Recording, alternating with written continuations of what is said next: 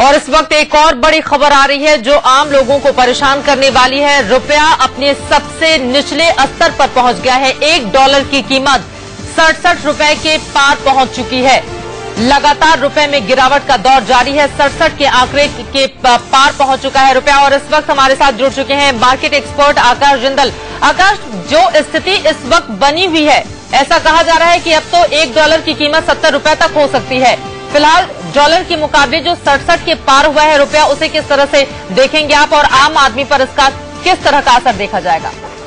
देखिए, डॉलर 67 को क्रॉस करेगा, ये मेरी ही प्रेडिक्शन थी आपके चैनल और तमाम चैनल्स पे, वो अब सही साबित हुई है। नेक्स्ट प्रेडिक्शन भी मेरी ही है 70 की। जहां तक आम आदमी के लिए बहुत बहुत घातक है। बड़ा सिंप्लीफाई करके देसी भाषा में कहूं, आटा, चावल, दूध, 3 चीजें जिनके बिना कोई हाउस, कोई kitchen, none of the kitchen in any household of India can function, तीनों चीजें महंगी हो जाएंगी। क्रूड ऑयल भी $115 पर बैरल चल रहा है। डॉलर की बढ़ती प्राइस की वजह से पेट्रोल, डीजल सब महंगे होंगे, ट्रांसपोर्टेशन महंगा होगा, उसके अलावा जीडीपी कम होगी, यानी एक तरफ आदमी का खर्चा बढ़ेगा, उसकी तनख्वाह कम हो जाएगी या जॉब लॉसेज भी होंगी। साथ ही साथ रेट ऑफ इंटरेस्ट बढ़ेंगे, चीजों के प्राइसेस बढ़ेंगे ताकि लोग जैसे चलते हुए लोग उसे परचेज नहीं कर पाएंगे। और साथ ही साथ सबसे बड़ा खतरा हमारे ऊपर है कि हमारी इंटरनेशनल रेटिंग कम हो सकती है।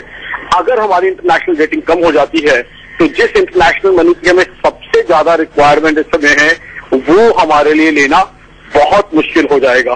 तो अमेरिकन डॉलर के बढ़ते हुए रेट का सीधा कनेक्शन इवन हमारे गांव की महिला, जिन्होंने शायद कहीं गांव से बाहर नहीं निकलना, अमेरिकन डॉलर शायद वो जानती भी नहीं कैसा होता है, उनको भी पड़ेगा। बिकॉज उनकी भी महंगाई इतनी ज्यादा बढ़ जाएगी और उनके हस्बैंड, चाहे वो किसी भी प्रोफेशन में हैं, चाहे वो मजदूरी करते हैं, चाहे वो ड्राइवर हैं या किसान भी हैं, उनकी कमाई से इम्पैक्ट होगी। हर व्यक्ति की कमाई कम हो जाएगी, खर्चे बढ़ जाएंगे। और अल्टीमेटली मेरा ये मानना है कि जैसे ही ये 70 क्रॉस करेगा, we will enter the biggest recession since 1947। ये मैं रिपीट करूंगा, मेरी ये मानना है कि हम 1947 के बाद की सबसे बड़ी मंदी के अंदर एंटर करने के द्वार पे हैं, unless our government immediately face it. ये आज के हालात हो चुके हैं। और ये अपने आप में काफी ज्यादा चिंताजनक भी है। अब सवाल बड़ा ये उठ रहा है कि आखिर सरकार की ओर से कोई कड़े कदम क्यों नहीं उठाए जा रहे, क्योंकि कल ही वित्त मंत्री की ओर से इस बारे में बयान भी दिया गया। हालांकि उन्होंने ये जरूर कहा कि घबराने की ज्यादा जरूरत नहीं है, लेकिन जो स्थिति इस वक्त बनती हुई चली जा रही है देश में, सवाल बड़ा ये कि आखिर इसके लिए जिम्मेदार कौन है। और अब हम तेजी से एक ऐसी मंदी की तरफ बढ़ रहे हैं जिससे पार पाना भारत के लिए आसान नहीं होगा। बहरहाल हम आपको दिखा रहे हैं कल तक के आंकड़े, और आज का आंकड़ा यह है कि $1 की कीमत बराबर 67 रुपए। आप देख पा रहे हैं 6 अगस्त में डॉलर की कीमत 61 रुपए थी, 16 अगस्त को 62 रुपए 3 पैसे हुई, 19 अगस्त को 63 रुपए 22 पैसे। उसके बाद लगातार ये आंकड़ा अपने आप में बढ़ता हुआ चला गया। 21 अगस्त को 64 रुपए 11 पैसे, और फिर 27 अगस्त को 65 रुपए 71 पैसे, और आज यानी कि 28 अगस्त को 67 रुपए को क्रॉस कर चुका है।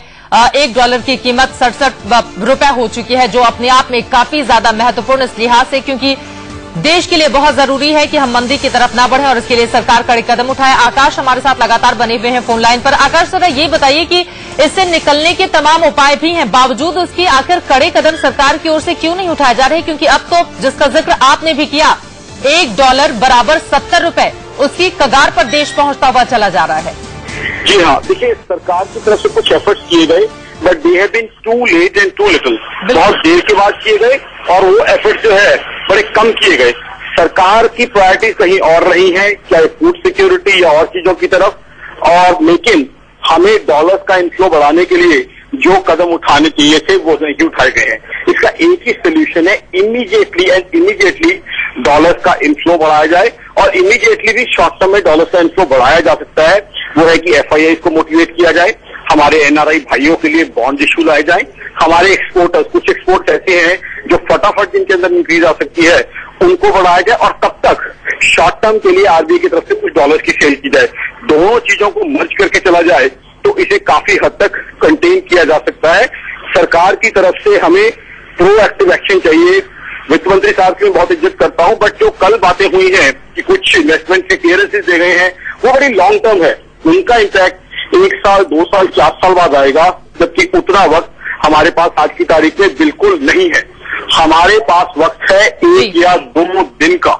1 और 2 दिन के अंदर ही हमें कुछ करना पड़ेगा। 1 या 2 साल का वक्त हमारे पास नहीं है। अब 1 और 2 दिन में देखना यही होगा कि सरकार की ओर से क्या कदम उठाए जाने हैं। पहले ही देश में आमदनी अठन्नी और खर्चा रुपया वाली स्थिति बनी हुई है और अब तो डॉलर के मुकाबले 67 के पार पहुंच चुका है रुपया। सवाल बड़ा ये कि आखिर सरकार कड़े कदम क्यों नहीं उठा रही, ताकि कम से कम हम मंदी की तरफ रुख न करें। धीरे धीरे देश एक गहरी मंदी की ओर बढ़ता हुआ नजर आ रहा है। बहुत शुक्रिया आकाश।